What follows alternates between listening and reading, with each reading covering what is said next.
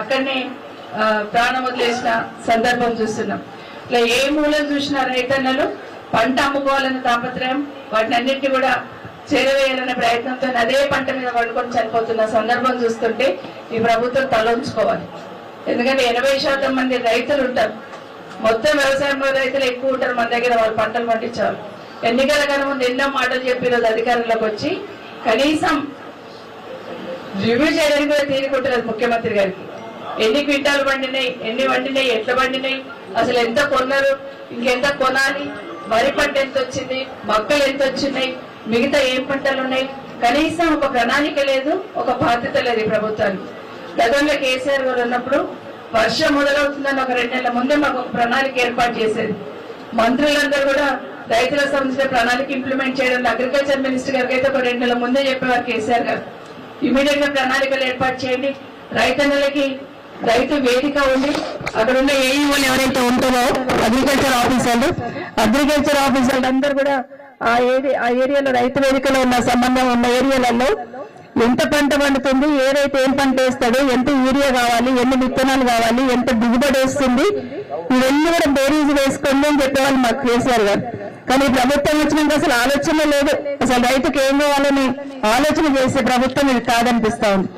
ముఖ్యమంత్రి గారి సొంత నియోజకవర్గం ఇది, రాష్ట్రం అంతా ఎట్లుంది అంతకన్నా దారుణంగా పరిస్థితి ఉంది. కనీసం ముఖ్యమంత్రి గారు ఆయన నియోజకవర్గంలో ఉన్న రైతులకు మొన్న చెప్తున్నాడు, మీరు ఓట్లు వేసినందుకే నేను ముఖ్యమంత్రి ఉన్నాను చెప్తున్నాడు. మరి మీ కోట్లేసి గెలిపించిన కొడంగల్ రైతులకు కన్నీరు పెడతా ఉంటే ముఖ్యమంత్రిగా మీకు ఎట్లా నిద్ర పడుతూ చూస్తాం, ఆలోచించాల్సిన అవసరం ఉంది. ఈ రోజు కొడంగల్లో ఉన్న రైతులే కన్నీరు పెడుతుంటే ఇంకా రాష్ట్రీయ రైతులను చూసుకునే తీరిక మన ముఖ్యమంత్రి గారికి లేదని స్పష్టంగా అర్థమవుతా ఉంది. ఒకరొకరు చెప్తా ఉన్నారు, పంటల వర్షంలో తడిచిపోయి మొలకలు వచ్చినప్పుడు మేము వస్తా ఉంటాయి. ఈరోజు మేము ధర్నా పెడతామన్నందుకు సంచులు ఇచ్చి లిఫ్ట్ చేసే ప్రయత్నం చేస్తా ఉన్నారు.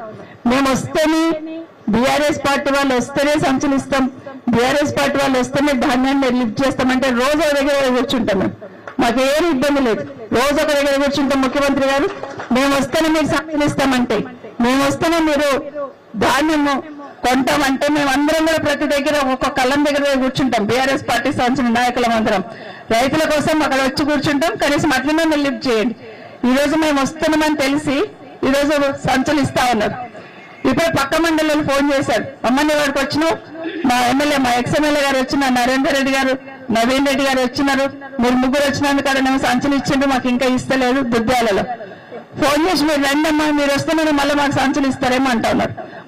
హైదరాబాద్ ఒక 4 రోజుల కింద పోయినప్పుడు ఆ ఊరికి పోతే తెల్లారు అక్కడ కొనుగోలు ఏర్పాటు చేసే ప్రయత్నం చేశారు, అప్రూవ్ చేయకుండా. ఇది ప్రభుత్వం బాధ్యత కదా, రైతులకు పండిన పంటను కొనాల్సిన బాధ్యత ప్రభుత్వానికి ఉందా లేదా, అసలు మీరు ప్రణాళిక ఏర్పాటు చేసుకొని కొనాలనే ఆలోచన చేస్తున్నారా లేదా, ఎంతో కొంత కొంటాం, కొన్న ట్యాగ్ చేస్తాం, కొనుగోలు కేంద్రాలు ఏర్పాటు చేస్తాం, సగం కొన్నట్టు కొంటాం, మిగతా ఎట్టండా పోనీ అంటా ఉన్నారు.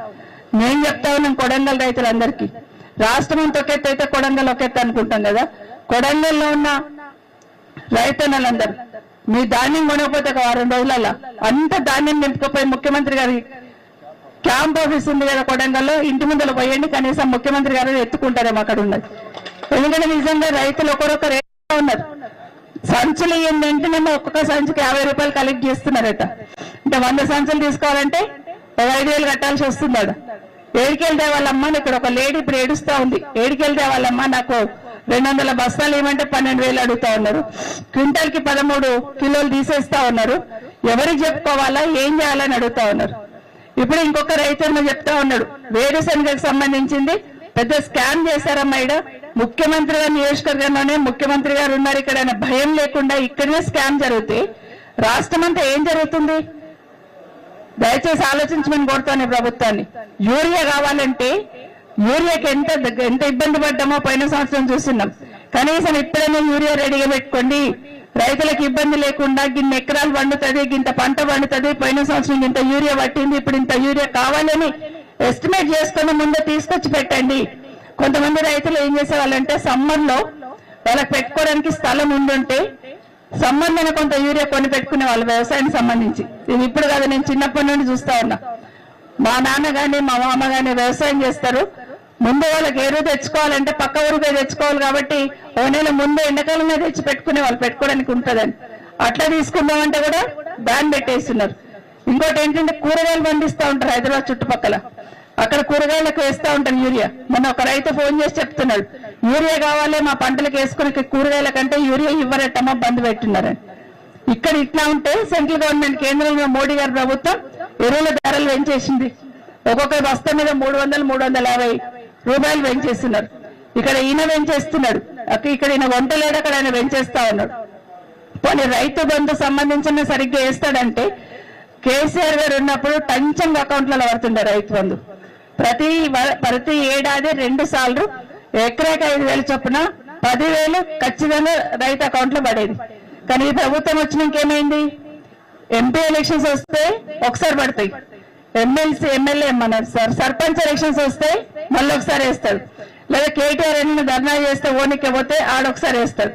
ఎట్లయిపోయిందంటే రైతులకు నోరు లేదు, రైతులు ఏం చేస్తారులే, రైతులకు వేసినా ఒకటే వేయకున్నా ఒకటే, వాళ్ళని అడగపోతే ఎవరు పట్టించుకుంటుందనే లెవెల్లో ఈ ముఖ్యమంత్రి గారు ఈ ప్రభుత్వం ఆలోచిస్తుంది.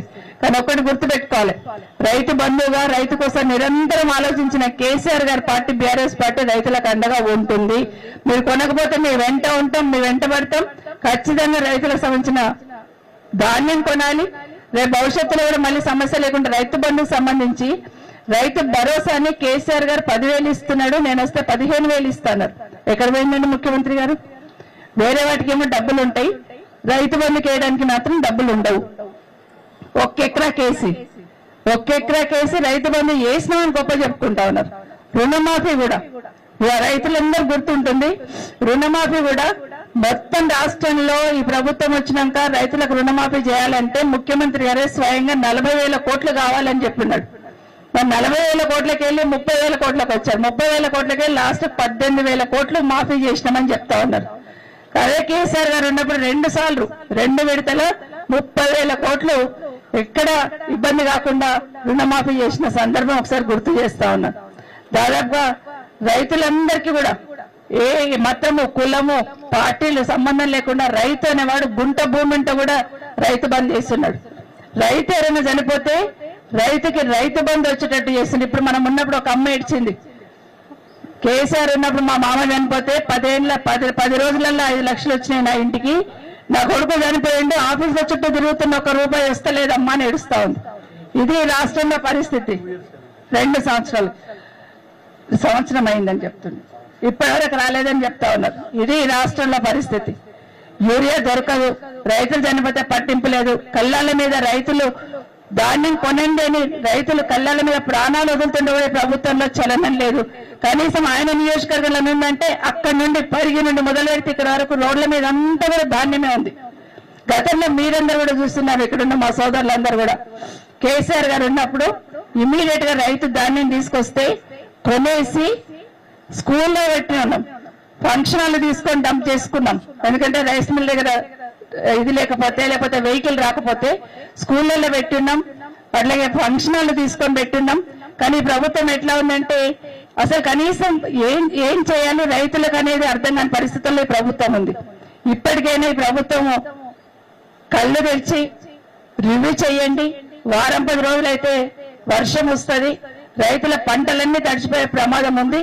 ఇమీడియట్ గా కొనుగోలు కేంద్రాలు పెంచండి, వెహికల్స్ అందుబాటులో, లారీలు అందుబాటులో పెట్టండి, బస్తాలు అందుబాటులో పెట్టండి, వచ్చిన ధాన్యం వచ్చేటట్టు కొనండి.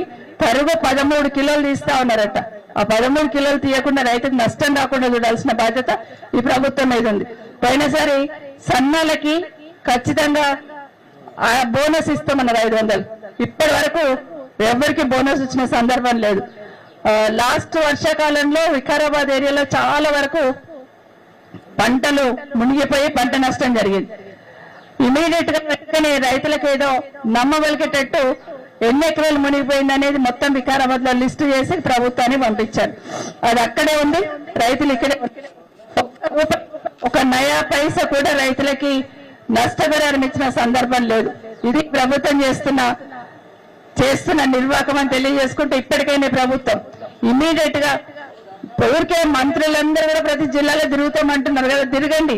ప్రతి మంత్రి కళ్ళం దగ్గరికి వెళ్ళండి, ఖచ్చితంగా ఏం జరుగుతుందో మీ జిల్లాలో చూడండి, ఎక్కడెక్కడ ఉన్నాయి ఎక్కడెక్కడ ఆగిపోయినాయో చూడండి. ఇప్పటికీ ప్రాణాలు పోతున్నాయి రైతుల ప్రాణాలు పోతున్నాయంటే